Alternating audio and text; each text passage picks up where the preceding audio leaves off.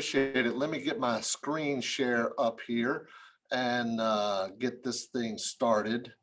First of all, Chuck, I really, really appreciate it. You and I go way, way back and have known each other for many, many, many, many, many, many years, as you mentioned. And I think when you first met my son at that event, we'd known each other a long time, but he's 16 now. He's got his driver's permit. And in fact, that's one of the reasons he stayed with me in the office here tonight so I could do this. And he's going to drive back tonight after dark so he gets some night driving time in, right? So I really do appreciate you having me. I really, really do. Um, I'm really looking forward to this. Well, first of all, I kind of named my talk Eight Steps to Three Deals in 90 Days. And I did that because I wanted to make sure that I gave some people some really, really good things, whether they're brand new, just getting started, or whether they're, want to scale their own business. So here's my little disclaimer. I know you guys have a disclaimer, but I want you to look at this one. Most people who want to learn to make money in real estate never make any money at all. Whether they watch a free training like this or invest in books or courses, most people will not do what it takes to be successful. It takes hard work, determination, and self-discipline to make money. And most of you are too lazy to follow through and give up, right? That's just the facts, but unfortunately it's true. So I say that to say, don't let this happen to you. If you are on this training, please, if you've never done a deal, and I mean, TRIA is one of those rare groups out there that you have a lot of doers. You have a lot of people who are out there active in the business doing it. And you guys have local mentors and coaches. And I think that is awesome. That's phenomenal. That's what people need. But if you're watching this and you've not done your very first deal, don't let don't let yourself become a statistic, okay? Please don't do that. I mean, that's right, Chuck. I mean, most people they don't go out and do anything, do they? Now, just so you guys know, we're not selling anything tonight, but we are going to give away a free copy of my book. I wrote this book called Getting Started in Real Estate Day Trading, Proven Techniques for Buying and Selling Houses the Same Day Using the Internet. I was doing virtual investing before you'd ever heard the term virtual investing, right? So stick around. We're going to give away a free copy of this tonight, and we're going to do some live Q&A at the end, okay? I prepared this this presentation just for you guys. So I'm not really sure if it's going to last 45 minutes or 90 minutes or whatever. I'm not really sure. I packed as much in as I could, okay? Let's see here. Before we get started, go to a quiet place, make sure you close the door, shut off any other distractions, and grab a pen and paper, or get ready to take a lot of notes, or just go ahead and put your questions in the chat because we're going to do some Q&A at the end, okay? So first of all, why would you want to listen to Larry? Now, guys, I know this is not the biography channel, but let me just be real quick with this. I have been investing. I've invested in residential, commercial, multifamily. I've done land development. I've been a real estate broker since '84. I've been a GC, a general contractor since '85. I used to sell stocks, bonds, and mutual funds. Been a hard money lender since '96. I still do a lot of hard money and private money lending. Um, I was the president of Metroline REIA in '03 and '04, and now Candace and I own Metroline REIA. I've only managed as 5 successful businesses. I've got 3 books out that are available wherever books are sold. And we've personally mentored many, many successful students. Bought my first house in 1986. Was that 35 years ago? We've literally bought and sold close to 1,000 houses in 12 different states, right from my office right here in Lake Wiley, South Carolina. I have done residential, commercial, multifamily, um, triple net lease, mobile home parks, land development. I've gone in and bought land, subdivided, cleared, graded, graveled, and paved, put roads in, and then built houses on the roads. I've done wholesaling, retailing, lease options, short sales subject to, and rentals. Um, I've used cash, I've used hard money, traditional finance and private partnership, private placements, and equity participation. This is a Dollar General I've owned, it's either 2 or 3 Dollar Generals over the years. And I own this Shoney's restaurant right here a few years back. This is the one that it's in, I believe it's Greensboro, actually, is where this one is. Greensboro or Winston, I can't remember. This is my library right here. These are 4 of my 8 bookcases, okay? So when it comes to education, I'm a firm believer in education. I just don't have a formal education, right? I guarantee you, I've probably spent more money than the Yale, Harvard, and Princeton graduate combined. And I still spend around $35,000 a year on my own education. It's mostly now mentoring and masterminds, yeah, right? So I've got a couple of businesses, Investors Rehab and Neighborhood Housing Group. We do wholesale, we do lease options, we do seller financing, we do discount notes, and we do it in multiple states. I am active in the trenches doing deals. Standing right here where I'm standing at right now, I got 3 offers accepted today, right? Just today, I got 3 offers accepted.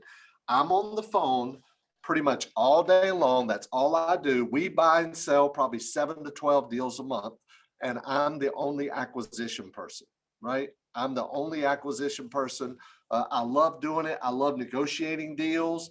I stand here. I've got a chair that I can sit in. I've got my guitar here on a stand I can play if I want to while I'm on the phone. I mean, I love it. I love what I do. I enjoy real estate. Yes, I teach it. I used to travel around the country and speak at expos and conventions, but I don't even do that anymore. I do stuff like this for local people that I know, like, and trust and enjoy working with, but I don't even travel anymore and do any speaking or anything. This is my team. I've got a very small team. This is Jamal on the left. He is my setter. Basically, when we do our marketing to make the phone ring, Jamal is one of the guys that will take that call or call people back. And I call him a setter because he's a setter. He sits literally right there across from me. He's a setter and I'm a closer, right? So he gets the property details and the motivation information. And then he live transfers it to me. And then I'm on the phone and I'll close them over the phone. And then I live transfer it over to Joe, who sits right over there. And she gets the contract signed before she ever hangs up with the people, right? We get their email address. We send out the contract via right signature. I got a simple standard 1-page contract, and she gets it under contract before we ever get off the phone. And then we go look at it, and then we order title and schedule closing, right? So this is Candace. Candace is my integrator, and she also does our property evaluation. She's also the other owner of Metrolina RIA. She and I have been working together for years, and she's the girl that her daughter just had a baby. Candace is a grandmother now, right? So her daughter just had a baby yesterday, actually. And this is Lauren. She is our marketing manager, and Lauren markets all of our properties, whether it be on Facebook or getting bandit signs put out or Craigslist or whatever it is. She manages our website and all that too. And this is Donna. Now, Donna is in the Philippines. Donna is our lead manager. Anytime a lead comes in or a phone call comes in, a text message comes in, Donna farms it out, whether it be to me or to Jamal or whoever. She makes sure she farms it out and sets a task. And Donna stays on top of everybody. Donna even has permission to stay on top of me about, Larry, did you call this person? This person's called 3 times. You need to call them back, right? So she does that. And she's in the Philippines, and she's just phenomenal. She is the best. We love her to death. She's like a part of our team. And I want to share something with you guys that maybe you haven't tried. If you've had a VA before, we have a computer sitting right over there. I've got this is our big, we used to use this for a big training room. I've got, the walls are filled with testimonials you see right here of students, but we've got a laptop sitting right over there where Donna could see our entire team and talk to us anytime. She's on Zoom all day long. And if she wants to, she'll unmute herself and she'll say, hey, Larry, can you take a call?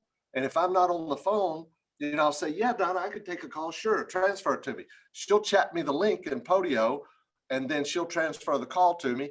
And I'm on the phone call with the seller right then and there, transfers it live, right? So that's kind of how we do that. But she's a part of our team.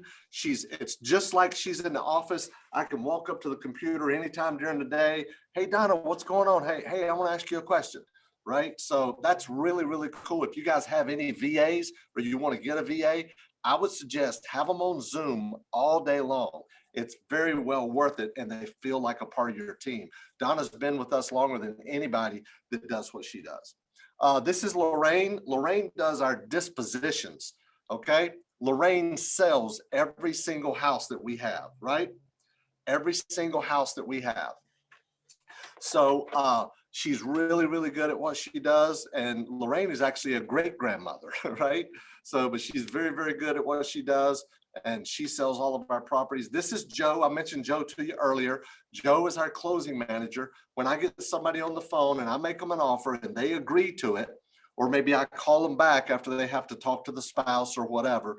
And once they say yes to me over the phone, I transfer it to Joe live, and Joe prepares the contract right on the spot and emails it to our seller and gets them to sign it. Now, if they don't have email or they don't feel comfortable with that, she could do one of a couple other things. She can either, one, have Candace take it with her when she goes to do the eval, or she could FedEx it to them with the return FedEx, or we can send out a mobile notary within 2 hours. I don't care if the person lives in, I don't care if they live in Shelby, North Carolina, or Dubuque, Iowa, or New Jersey. It doesn't really matter. I can have a mobile notary at their house within 2 hours, no matter where they live in the US, right?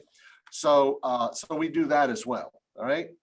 So that's our team. That's kind of an overview of what we do. Let's just jump right into 8 steps to 3 deals. Now, if you guys have any questions or anything, please don't hesitate to jot them down. We're going to make sure that we answer all your questions tonight, okay? So step number 1 is pick a market. Now, I know most of you guys here, you live right around in the Raleigh area, right? So, you know, you're probably not going to spend as much time at picking a market, but I want to share a couple of things with you, okay? I personally believe in going for the low-hanging fruit, all right? I'll give you an example. I live in the Charlotte MSA. MSA is Metropolitan Statistical Area. I live in the Charlotte MSA. I haven't personally bought a house in Charlotte, in the Charlotte MSA, in probably 5 or 6 years, okay? I just don't do it. Now, why do you think that is? Why do you think that is? Chat me and let me know. Why do you think that is? The reason is that, I mean, think about it. Where is your group located, right? Where's your group located? Is it located in Raleigh, right? So if my group is in Charlotte, I go out 2 or 3 counties, right? But just remember, I don't want you guys to think that you can't make money in your MSA. You can. Just realize that you're going to have more competition you got to deal with. That's absolutely right. Yeah, absolutely right. Some people here posted competition. Exactly. So here's some things that I look for in picking a market, okay? Home sales and prices. Type of appreciation, right? Are you in a growth market where the market, when it goes up, it's like this, and when it goes down, it goes like this? Or are you in a market that's like this? When it goes up, it's like this. When it goes down, it's like this, right? You want to identify fix and flip and landlord markets. Areas that have a lot of landlords, a lot of rental properties are better areas for wholesaling and fix and flips, right? Older cities versus new. In other words, which market do you think probably has a better inventory of fix and flip properties? Las Vegas or Cincinnati, Ohio, right? Of course, it's Cincinnati, Ohio, right? Las Vegas doesn't have as much old inventory, right? That needs to be rehabbed. And the amount of inventory is key as well, right? You don't want to go into a market where you're the only person there trying to buy, everybody else is selling, right?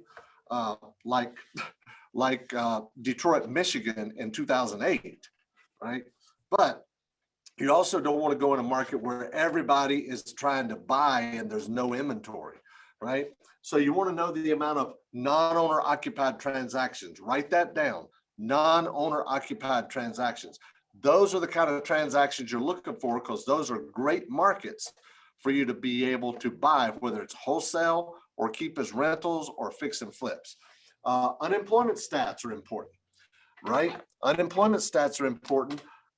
You don't want to go into a market where everybody's unemployed, right? I shouldn't say everybody, but a lot of people, right? A depressed market. You want to see what the local rents are. Are they manageable? The percent of renters, what percentage of transactions, ownership are rentals? And what about the house price index, right? You can go to Zillow.com/local-info, Zillow.com/local-info, and it will forward you to their page that you can get all kind of stats like this right here. Zillow.com/local-info. I should probably put that in the chat, or maybe somebody can put that in the chat. And population by MSA. You want to be working in an MSA that has at least 100, a million, and then you're going to go out a little bit, okay? So those are some ideas on picking a market. I mean, I know most of you guys are right here in the Triad market, right? But what I like to do is, once you pick a market, you need to know exactly where in that market to generate the most amount of leads in the shortest possible time with the least amount of cost and competition.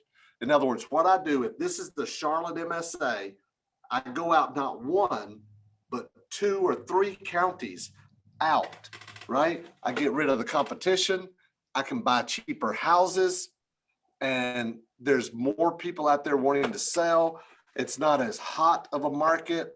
So, I mean, listen, I wholesale a lot of property. I also sell or finance a lot of property, but it's not unusual for me to buy a house for $1,000 and wholesale it for $10,000. Buy a house for $5,000, sell it for $25,000, right?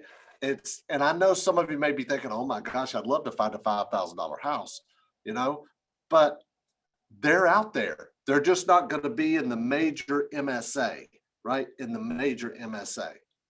All right. Step number 2 is to pull a marketing list. Step number 2 is to pull a marketing list. Now, anybody can look up a list, but you want to maximize your efforts in this area. Okay. This is actually a part of going for the low hanging fruit. As I go through this, I want you guys to chat me in the chat. And what are some of the worst type of leads that you get that are tough to deal with? In other words, the ownership or the occupancy or whatever. What are some of the worst type of leads that you get? Because this is a part of going for the low hanging fruit. I've got a specific list criteria that it's been proven to give you the highest probability of making money from the potential sellers. And it also allows me to make multiple types of offers, right? Multiple types of offers. And it gives the sellers more ways to say yes. Let me see. Nobody's really put anything in the chat. Let's see here. All right. So let me give you an idea about the marketing list, right? Because when you've got the right list, it gets you more deals and you make much more money, which is a part of the low-hanging fruit, right? Which is a part of the low-hanging fruit. So let me give you a quick example, okay? Number 1, I hate owner-occupied sellers. I hate it. I hate dealing with owner-occupied deals. Here's the reason. Number 1, they've got to find a place to live, right?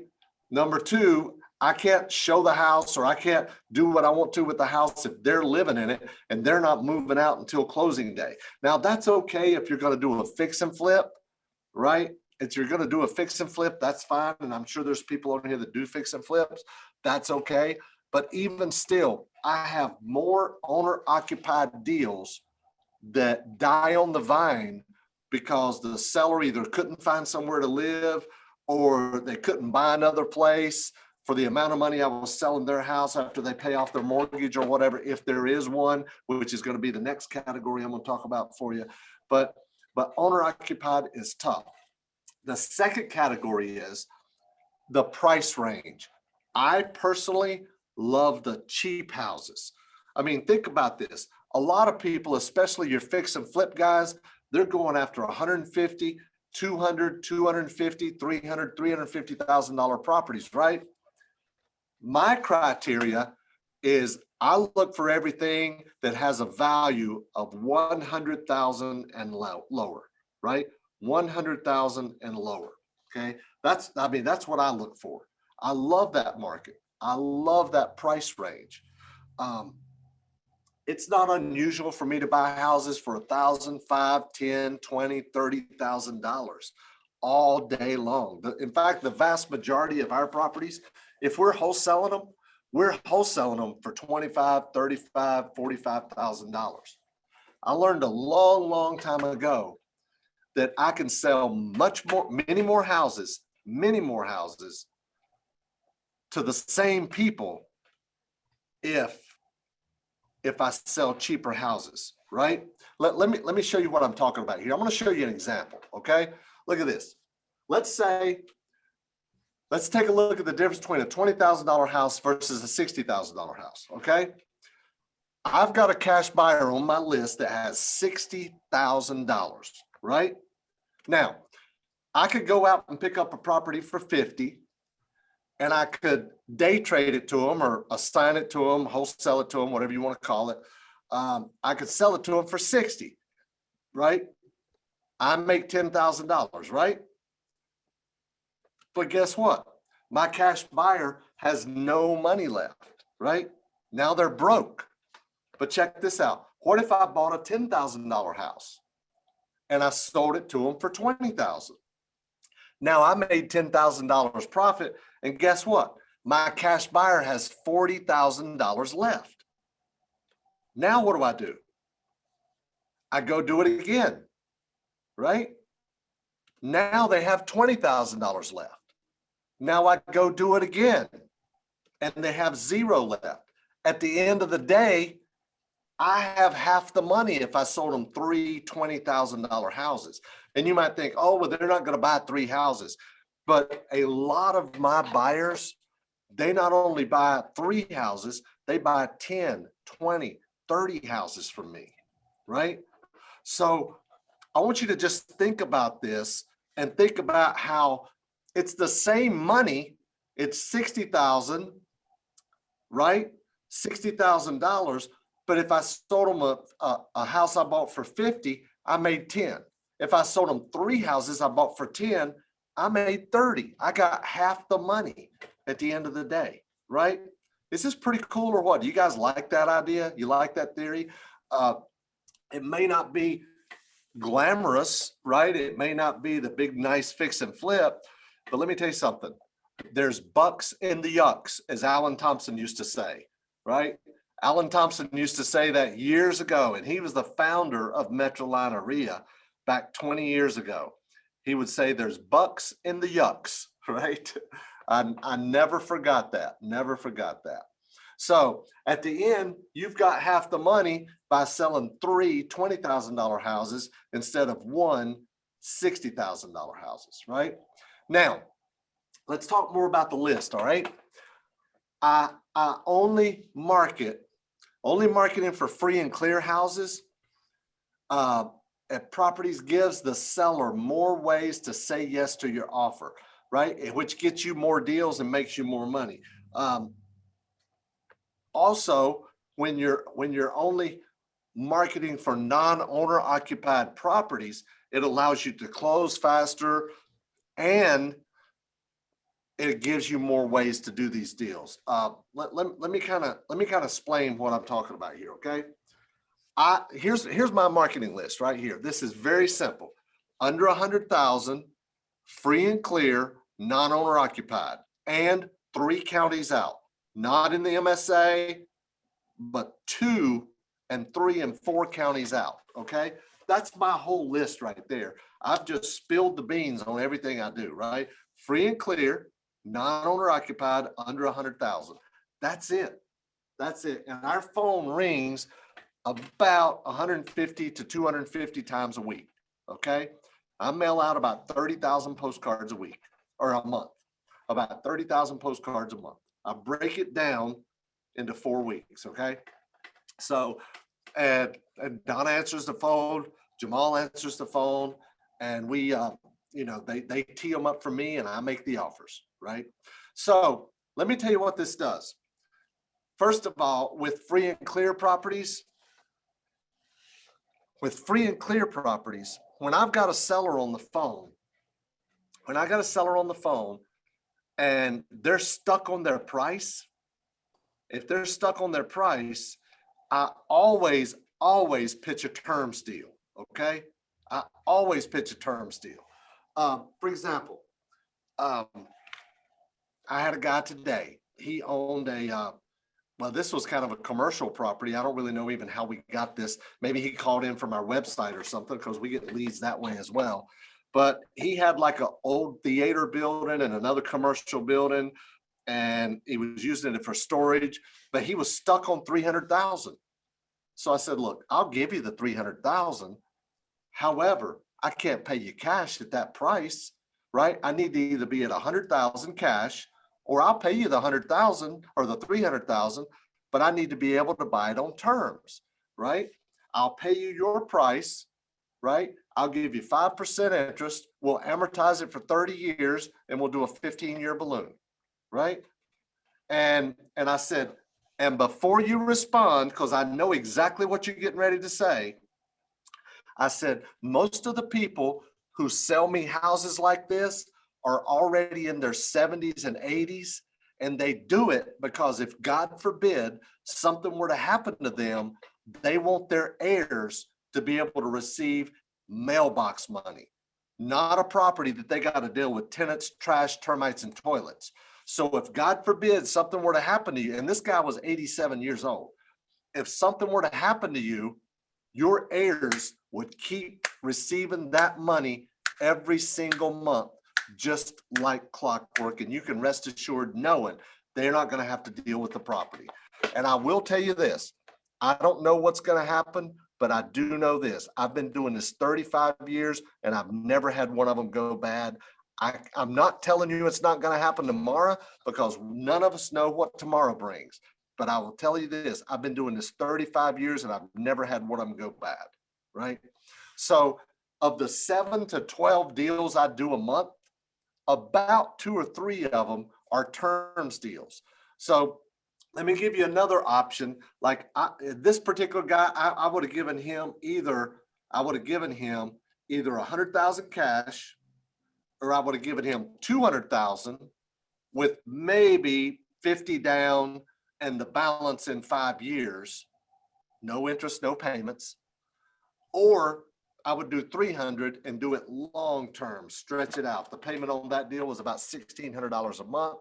And by the time the property got fixed up, it could have been rented out for $3,000 or $4,000 a month easily, right? In fact, I got to tell you guys this. I just bought a self-storage facility. We literally closed a week and a half ago. I bought this property and that's rented up. I bought this self-storage facility. It wasn't a huge one. I think it had 40 units maybe. I paid $160 for it. I bought it 20% down, no payments for 5 years, and the balance to be paid in 5 years. 20% down, no payments for 5 years. I told some people about that deal. They're like, man, how in the world did you negotiate that deal? Right? I just found out what the seller wanted. She wanted 30 grand to go put on a condo at the beach she has. That's all she wanted was 30 grand, right? So I gave her the 32,000. It was 32,000, 20% down, right? And no payments. In other words, you can collect the money coming in, which is about $1,400, $1,500 a month right now. There's still more units to lease up, but a few of them, but no payments for 5 years, right? Is that a cool deal or what? I was pretty excited when I negotiated that deal, you know. But you know, all I did on that deal, it was about, you know, it's about 2 hours away from me. I didn't want that property. It needed somebody local that could go put a fence around the property, could upgrade it, could get a website, could get a gate code and all to go in. I didn't want to deal with all that. So guess what I did? I sold that property for 200,000. I sold it for 200,000, and I got the money down, the 30,000 plus 40,000, right? And I gave her 32, and I kept the rest. All I did was just to sign that contract, right? That's all. It was an assignment deal. That's what it was, an assignment deal, right? So when you've got free and clear properties, you can do terms deals like that. And you can pitch terms deals on every single call that you're on. If you're dealing with a lot of people that are, you know, I see a lot of people putting out these bandit signs, you know, I buy houses, we'll take over payments. Now, I know you're doing sub-2 deals. I'm not a big fan of sub-2 deals. I don't like being married to my seller or my seller's loan or my buyer being married to my seller, you know, until it's paid off. I don't like those kind of deals personally. That's just a personal thing. I know there's a lot of people very, very, very successful with sub-2. It's just not my thing. I like dealing with free and clear properties, non-owner occupied properties. And let me tell you what, landlords are the best sellers to get to take a terms deal. I've had people in their 70s, 80s, even 90 years old take a 25-year loan, right? And here's something else you need to tell them as well. You need to write this down. You know, if they say, hey, I'm not even going to live that long. Well, let me ask you a question. Which do you want to last longer, you or your money? Would you rather your money run out before you do, or would you rather your money last longer than you do? Right? They're like, oh, I never thought about it that way. Right? So that's a great way to present it to them. And you don't say, if you die, here's what you say. If God forbid something were to happen to you, that's the way you tell them. If God forbid something were to happen to you, right, your heirs would keep collecting that, whatever it is, just like clockwork for the next 20, 25, 30 years, whatever it is, right? So remember that, jot that down. That's really, really good stuff right there, right? All right. Is this good stuff? You guys liking this so far?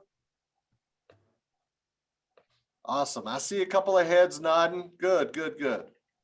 I see a few heads nodding. I'm going to expand this out so I can see more people. Wow, I see a lot of people now. People are saying yes in the chat as well. Nice, nice. Yes, yes, yes. Antoine, Glenn, awesome. Good, good, good. Okay, so the next step is marketing for motivated sellers. Okay, there's actually about 76 different ways to find motivated sellers. You should focus on a critical few instead of the masses. So many people want to try everything. They want to do it all, right? Here's really kind of the main things that you can focus on that's going to give you the biggest bang for your buck. Direct mail. You want the right list. I gave you my exact list criteria. You also got to pick your postcard. I run about 4 different postcards. That's all I run is about 4 different postcards. I run a Street View postcard. I run, and all that is has a Google Street View. And then I run a postcard that it's yellow and black and red. And it just says, I buy houses. And it's very, very simple. It says, I'm interested in buying your property at, and it plugs in the address. And then it says, or any other property you may want to sell. In fact, when I get a landlord on the phone and, you know how us landlords are, they're like, well, I might be interested in selling it if the money's right. I don't need the money. I don't have to sell it. Right. So So here's what I tell them. First of all, I ask them, do you have any other properties? Yeah, I got about 12 or 13. All right, I'll tell you what. Tell me about your dog with fleas, your problem property, the one you hate the most, that you hate to get a call from the tenant, you hate that property, or whichever one you least, want to hang on to. Tell me about your dog with fleas. I even use that term. Let's see if we can put a deal together on that. Let me prove to you how we work, and then you can sell me some other properties. Guys, I've had many, many landlords. They'll sell me one property. After we prove ourselves, we show them how simple the process is, we get it closed, then they come back and sell me 10 at a time, 15 at a time, 5 at a time, whatever it is, right? And I've got a deal I'm doing right now where I bought one house from a lady for 10 grand. Now I'm buying 7 mobile homes all lined up together for 115,000, right? And they're all rented out except for 2 of them. I think I already have them sold for 150. So I think Lorraine already has them sold. Anyway, so if you prove yourself on that first deal, then you can go back and get the other properties. Okay, so you got to pick a mail house. There's a lot of mail houses out there. There's what is it? Yellow letter something. I can't remember. There's just a lot of them out there. Click to mail. There's Go Big Printing is good. I use one called Direct One. They're in Florida, but don't call them unless you're going to mail out at least 25,000 pieces a month. Direct One is the cheapest in the country that I have found. However, they're not going to mail out 1,000 or 5,000 pieces for you. Okay. They're going to want to mail out 25,000 minimum. But I can get pieces done just over 30 cents, right, for a postcard. Just over 30 cents, like 30.1 or 30.3 or something like that. Now, the street view is a little bit more expensive, right? But because it's full color. But for the most part, it's just a smidge over 30 cents. So you could also do Craigslist ads.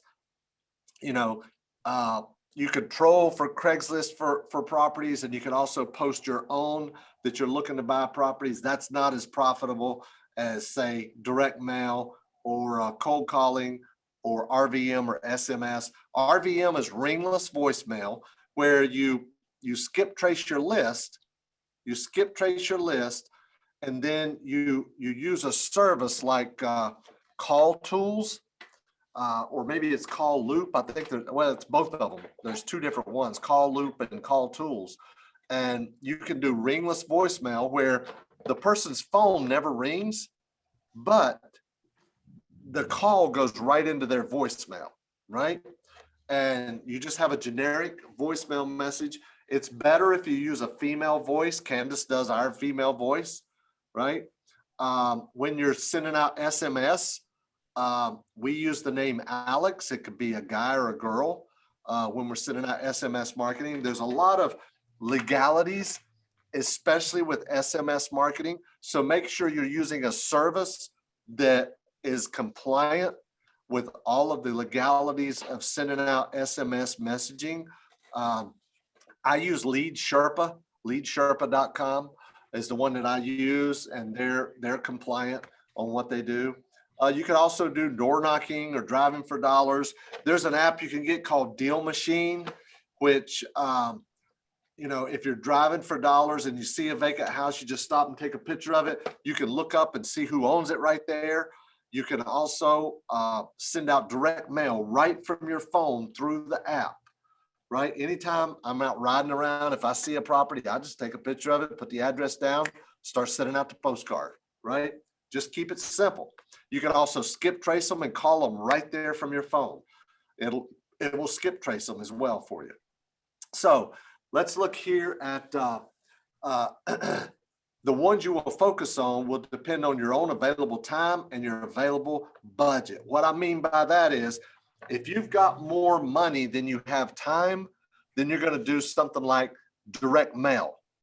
If you have more time than you have more money, if you have more time than money, then you're going to do something like cold calling, right? Because you're spending more time, but cold calling doesn't cost as much. All you have to do is get the list, And let me tell you something, PropStream will get you the list. You guys, Tria probably has a source where you guys can buy a list from, that's a preferred member or preferred vendor or something like that.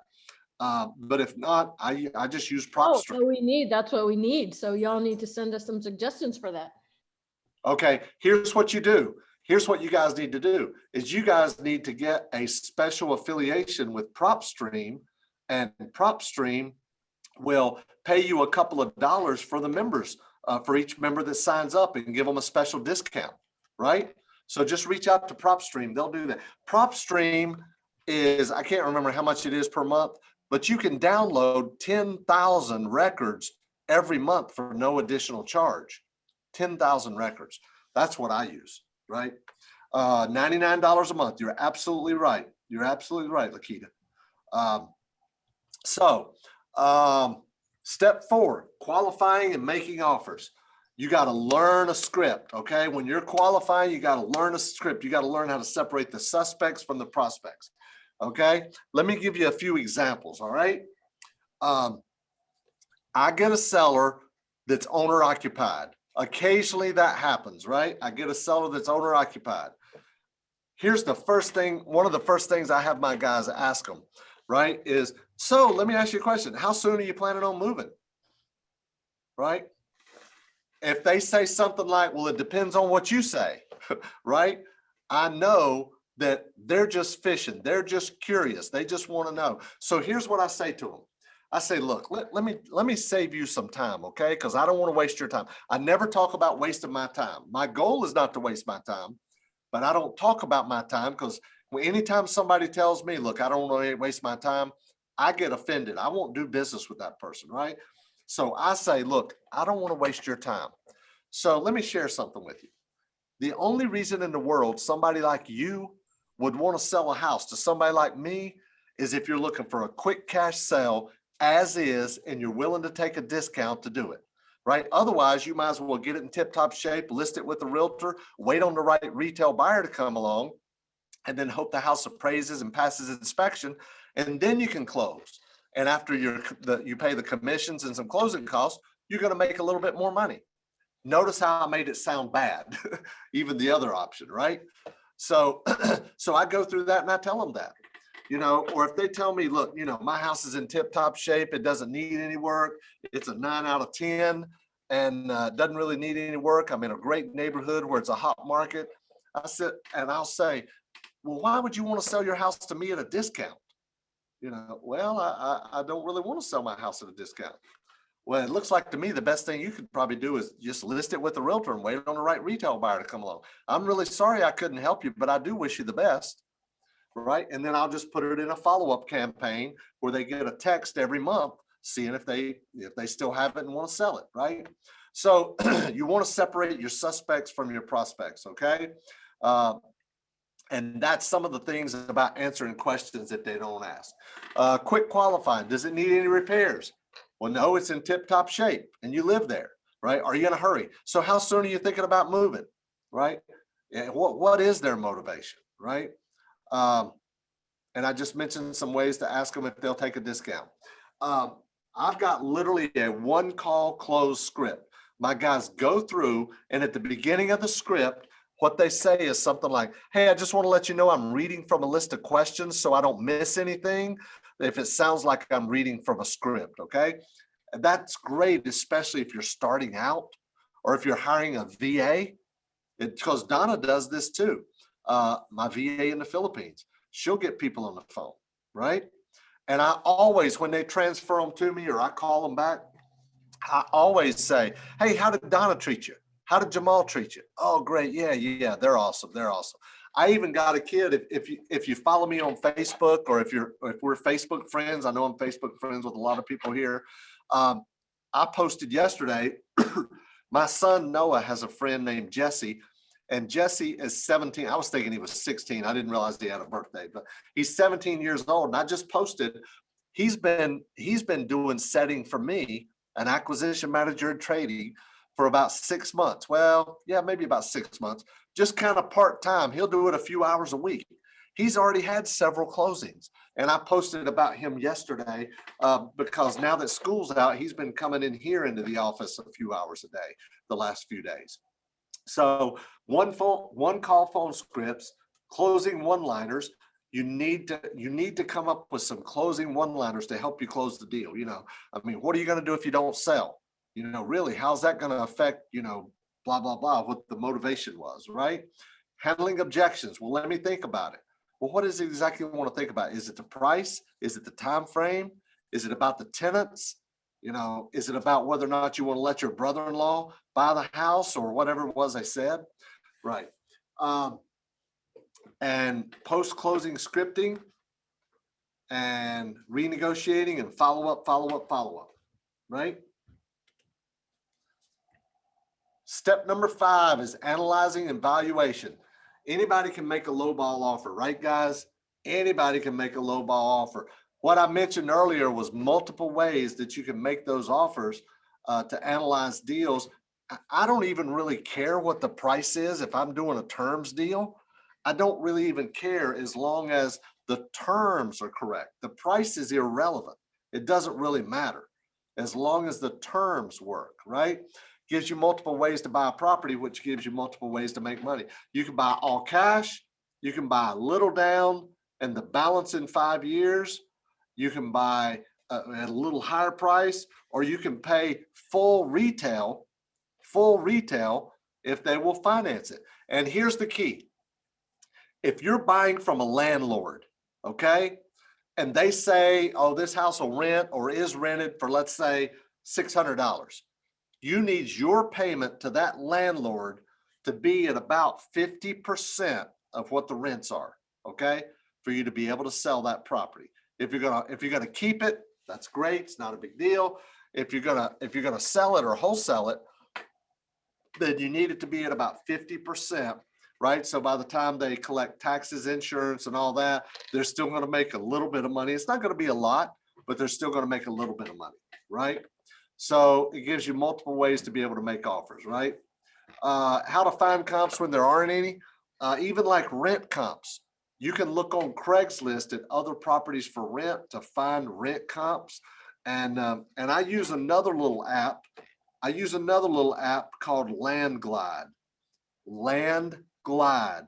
It's just an app on your phone. It's $10 a month or $100 if you pay for it by the year, right? And you can look up any property, see who the owner is, see what it sold for, and it'll give you the property lines. You can even walk a property. Before I got on this meeting tonight, I was walking 53 acres that I was looking at buying for myself. And we were walking through the woods and it had the little blue dot of exactly where I was, right? See that little blue dot in the middle right there? That's my office. I'm at my office right now. That's my office property. So you can follow along in the lot lines. It's really good if you're walking a property and you want to see where the corners are, right? And it's not 100% accurate, but it's pretty close. Yes, Renometer is really good, Randall. Renometer and Rent Range as well. And you can also look on Facebook. The other thing you could do is if you're not sure, right, post a Facebook ad for a property for rent and see, post a picture of the property, the number of bedrooms, number of baths, and on such and such a street. Don't give them the exact address and talk about the rent and see if people are interested, right? If they're interested, it'll rent for that. I don't really look at what somebody says it'll rent for. If they say, oh, this house will rent for $400 to $500 a month, I can probably get $650 for it, right? And it's because I ask for it, right? Know who your potential buyer is for each property before you make the offer. What this means is I buy a lot of single wide mobile homes. I buy a lot of double wide mobile homes. I buy burnout mobile homes. I buy, houses that have been vacant for 10 years. These kind of properties are not the kind of property that you're going to sell to a fix and flipper, right? They're not even the kind of property that you're going to sell probably to a landlord. They're probably going to sell to somebody who's got a little bit of cash. They're a handyman, or their self and their relatives are going to go fix it up, right? So not every deal has to be sold to a landlord or a fix and flipper. Just remember that, right? Okay, some numbers for wholesaling. I think everybody knows this. ARV times 0.7 minus repairs minus the wholesale if you're wholesaling it. Wholesale fee, if any, equals the max you can pay for the property, right? The numbers for rentals, $6,000 a year income minus taxes, minus insurance, minus property management, minus any repairs. Your net income's 3,900. Then, you know, you're looking for a 10% cap rate, that's 39,000, right? So what about divide this by your all-in cost, that's your yield, or your yield will get your all-in cost, right? Here's what I do. I keep it really simple, okay? I buy at a price where the rents are about 2% per month. If a property's rented for 600, I want to try to be selling it for 30,000, okay? Now I know that might seem a little difficult, right? 1.5% to 2% per month. The higher the price of the property, the more it's going to be at 1%, not 2%, right? But I can buy properties all day long that are rented for $400 a month, and I'm paying $15,000. I can sell them for $25,000 all day long, right? So that's how I handle the rentals, right?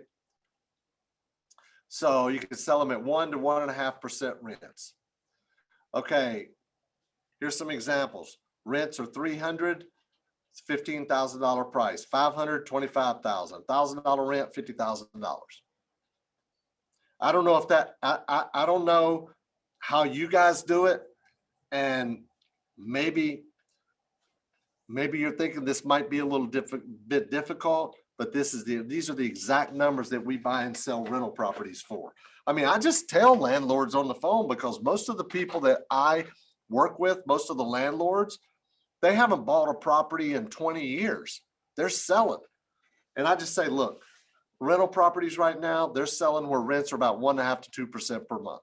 If your property's bringing in $500 a month, I can give you $25,000 for it, right? All right, so numbers for buying with seller financing. Cash price 20, short-term 30, long-term 40. Pretty simple, right? Short-term seller financing 30, it might be 15 at closing and 15 in 3 to 5 years. Long-term might be 40,000, no money down, interest rates 3 to 5%, depending on your seller. If it's a landlord, I tell them we pay 5%. Here's another thing I do. I say, well, let me ask you a question. If you sold this property, what would you do with the money? Well, I don't need the money. I'm going to put it in the bank. Well, what kind of return are the banks paying right now? About 0.5% to 1% if you do a CD. Well, I'll pay you 5%, right? Right off the bat, you're getting 5 to 10 times more than you would if you put it in the bank, right, guys? That makes sense? If they don't want to stretch it out for 15, 20, 25, 30 years, I'll still do the amortization that way, but I'll give them a balloon in 5 to 10 years if that's what they want. Step number 6 is the paperwork.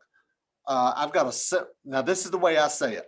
I've got a simple, standard, one-page agreement. It says I'm buying as is, where it is, and I'm paying all closing costs. There's no commissions, and I'm paying all the attorney fees, right? The right clauses. I don't really have any clauses in mind that are like due diligence clause or anything like that. And my contract is typically 90 days with an automatic 30-day extension. Did you hear that? 90 days with an automatic 30-day extension. I don't use 90 days. Well, I should say it's very rare I use 90 days. Most of the time we're closing in 3 to 6 weeks. Okay. But sometimes, and I tell them this, I say, look, sometimes we run into a glitch with title, or maybe like because of COVID, everything got behind. So, you know, title searches took a lot longer. So we do 90 days, but typically it's going to be about 3 to 6 weeks from the time we come out to the property. Get your seller to sign before you ever get off the phone. I mentioned that to you guys earlier, right? There's multiple ways to structure each transaction. You can do a contract or assignment if you're wholesaling the deal. Now you can't do blind HUDs anymore. North Carolina just passed some law that you can no longer do a blind HUD where your seller gets one HUD with just their information, your buyer gets another HUD with just their information, right? You have to disclose everything, right? The attorney that we use in Charlotte is he also works with another law firm that law firm represents our buyer or our seller, one or the other, I can't remember. And they charge a fee on there. So it makes sure that he's compliant, because your attorney cannot represent, if you're doing an A, B, C, A to B to C, your attorney cannot represent A and C. There has to be another attorney involved in North Carolina law now. So our attorney has worked out where a third-party attorney is going to represent one of those, either A or C, and we could still do that transaction. Now, everything is still disclosed unless it's a double closing like a ABC, right? But that means double closing costs. So you can still do assignments. It's just you can no longer do blind HUDs, right? So, and I already mentioned about cash and terms deals. And I mentioned about you can no longer do a blind HUD when using an assignment.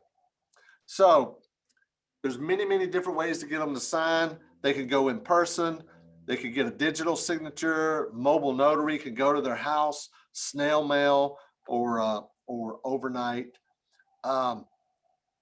If you've got a lot of heirs on a property, multiple sellers, you probably want to do a double closing. You don't want everybody to know how much you're paying and how much you're selling it for if you're doing a wholesale deal, because there's more people involved. There's more opportunity for somebody to say, well, I don't like this. They're making $15,000 off of me. No, I'm not signing this. And that could kill your whole deal. Step number 7, marketing for buyers. Remember, it's easier to find a house for a buyer than a buyer for a house, right? We use every single property to build our buyers list and sell the property. We generate dozens of new buyer leads daily on every house. Here's some sources: RIA and meetup groups, Craigslist, Facebook, other wholesalers, property managers, realtors. You can do direct mail to all the non-owner occupied properties around your house.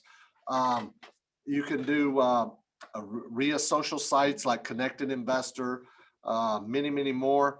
We promote most of our properties with bandit signs, right? I buy houses signs, bandit signs. We have these signs that say handyman special. We put out about 25 of those for each house that we sell. We also promote them in about 30 or 40 different Facebook groups, all of the buy sell Facebook groups, the yard sale, the one man's junk Facebook groups. We put all of our properties there. Just be careful and don't post too many properties too fast, or Facebook will shut you down. Ask me how I know. You want to select the critical few. The critical few would be Facebook and bandit signs, right? Those are the best. Some of our properties are sold before they ever become available. Step number 8, qualifying and selling. You want to qualify your buyer. Learn how to qualify your buyer right up front. When you start getting buyer calls, one of the first things you want to say is, are you looking for an investment property or a house to live in? If they say house to live in, one of the first things I'm going to say, well, let me ask you this question. You know, most of our properties are, and I don't even talk about the property they're calling about until I qualify them, right? Well, I don't, Lorraine does. So let me ask you a question. If you're looking for a house to live in, are you looking to get a loan, or were you going to pay cash? Because most of our properties need to have some work done. They're not financeable properties right off the bat. Oh yeah, I'm looking to get a loan. I've already been pre-approved at my credit union. Well, unfortunately, I probably won't be able to help you on this particular property. Occasionally, I might get a property that qualifies, but these properties sell very, very fast. They close the following week. Like, you know, this property will probably be gone in the next day and it'll close next week, okay? So unfortunately, we're not able to hold a property for 30 or 45 days for appraisal and home inspection and all that stuff. Plus, the property needs repairs and has deferred maintenance, and lenders won't lend on those, right? Typical traditional lenders won't. So if they say, I'm looking for an investment property, great. Are you looking for a fix and flip, or are you looking for a rental, right? So then we'll qualify them down. Well, are you using private or hard money, or are you cash buyer, right? How long you been doing this? How many fix and flips have you done? How many rentals do you own? How many are you looking to acquire in the next year, right? All this stuff that we get from them, right? So we create scarcity and a sense of urgency. Lorraine is always telling them, you know, close next Friday, close next Friday. We have a lot of closings on Fridays, right? Close next Friday. Sometimes we get people that want the same deal, so we'll ask for the highest and best, right?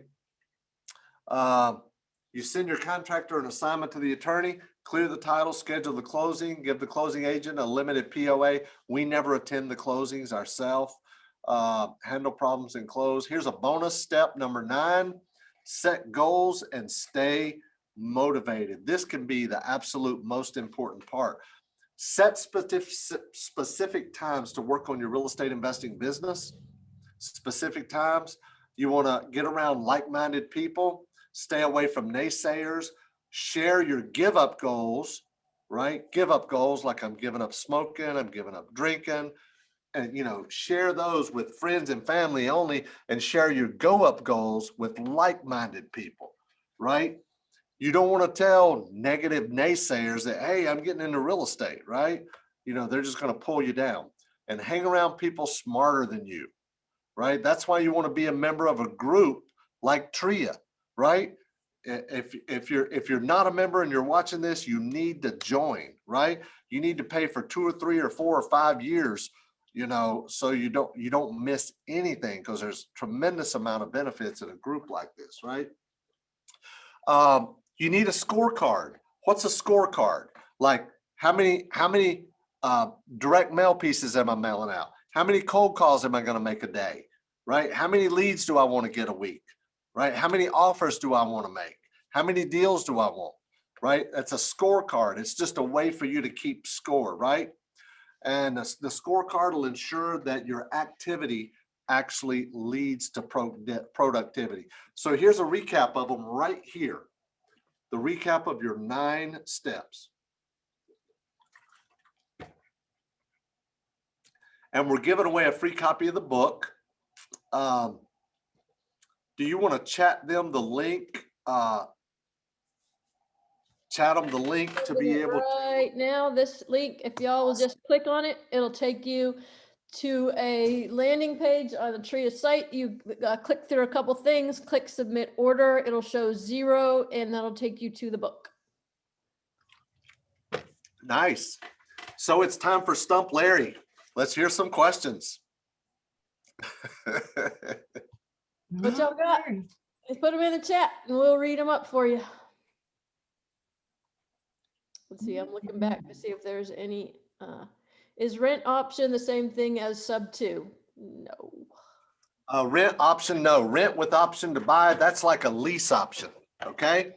That's a lease option where you are still a landlord, right? But your tenant has the option. In North Carolina, a lease with an option has to be recorded, just like a land contract or anything else, okay? But a lease But option is actually really different than a rent to own, so be careful about that. I'm sorry? Is Harry Marsh your attorney? Yes. Yep. So sub 2 deals, basically you're buying the property subject to the existing mortgage, okay? Subject to the existing mortgage. In other words, the seller is selling you the property, but their mortgage at, say, Bank of America is going to stay in place. It's going to stay in place, and you're going to make the payments. I'm not a big fan of that. There's people that teach it, that do it. They talk about put the property in a trust so it doesn't trigger the due on sale clause. I just don't get a good feeling about it. I don't like to do it. There's plenty of people that do it and they make really good money. But I'm just not a big fan of it myself. But yeah, you mentioned, is Harry my attorney? Yes, he is one of them. I use other ones as well. Any other questions that y'all would like to ask? Please post the previous screen with 9 steps. Could you put the previous screen with the 9 steps back up? Oh, sure. Let's see here. This is really when we stump you on technical issues. There you go. How about that? That's great. Thank you. Awesome. All right. I hope y'all are all clicking onto that book right now. Mm-hmm. If you have any other questions, this is your last chance because it's 8 o'clock. So please put. Wow, that was good timing. Yeah, that was perfect timing. Perfect timing. You have any last minute questions? Stick them in there. I don't know, Larry, do you share your slides? Someone's asking if you share your slides. I'll be happy to send you a PDF of them if you want to. If you want to put them at the same place where they go to get that the book, I will be more than happy to print them as a PDF and send them to you. How about that? Yeah, if you just send me a PDF, I'll actually send that to everyone who's on this meeting, and that way you won't even have to go sign up for it. Sure. That sounds Angela, the way to get the book, Angela, is to scroll up there in the chat and click on the link. I'll put it again here, since you must have missed it. Let's see, right there, Angela, just click on that link. That'll take you to a TRIA landing page. You have to click through a couple times and click submit order, but it's all free, and that'll take you right to the book. All right, how is financing typically achieved, Larry? That's a question. How is financing achieved for what? Yeah, good question. I don't know. He didn't he didn't specify. Antoine, what are you talking about? Financing is usually achieved by going to a lender and asking for a loan. I don't know. Well, if you're wholesaling, if I'm wholesaling, I don't need financing, right? Right. Because I'm selling the contract, I'm not selling the property. But if you're talking about with the seller, that's the main reason I like the free and clear properties, because then I don't have to do a wrap or a sub-to or any of that. I don't like sticky deals. I like good, clean deals. I prefer to pay you cash and I never have to talk to you again. But if you don't want to take my cash offer, I'll pay you more with terms, but it's much more difficult to do if they have a mortgage on the property, right? I prefer the free and clear. Subject to deals. Yeah, subject to and doing a wrap. I don't like sticky deals. I know there's a lot of people out there that teach really complicated stuff, but I don't. Here's what I don't want to do. I don't want to create a mess that somebody has to come clean up in 20 or 30 years. Yeah. Well, I see a lot of you are buying the book because I'm getting an email every time you do. I have a lot of email. They're not buying it. They're getting it for free. Getting it that you're getting that book for free. All right. One last question, then we're going to let Larry go. What is your #1 list source? My #1 list source? Yeah. That is a great question. I use 2 list sources, and it's not listsource.com. But I use PropStream for the free and clear, under 100,000, non-owner occupied. And the second is I buy a list from a service called Audantic, AUDANTIC. Audantic is very expensive. It's $16,000 a year, and they update the list every quarter. And 16,000 will get you 25,000 on your list. But they do some kind of data mining, psychographic stuff. I don't really know what they do, but they've got it down to a science, but it's very expensive, but it works. So those are the 2 lists I use. And really, I was using Audantic exclusively for a while, but I started pulling PropStream list last year. And I'm really seriously thinking about, for the amount of money, I should just eliminate Audantic and just pull more from PropStream. It's much cheaper, and one deal will pay for the difference, so. Well, Larry, this was awesome. Thank you so much. We are looking very much forward to having you back later this year. Yes, please. Awesome. Thank you guys for having me. Hey, I want to see everybody on here. Did you guys learn something tonight? Was this good?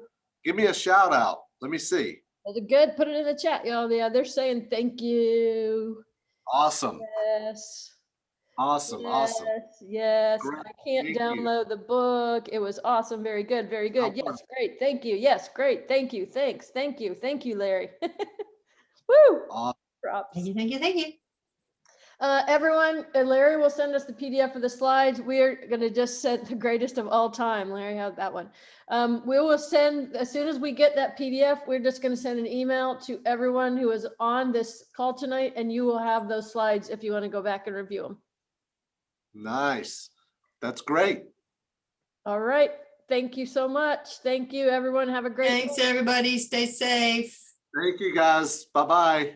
Bye.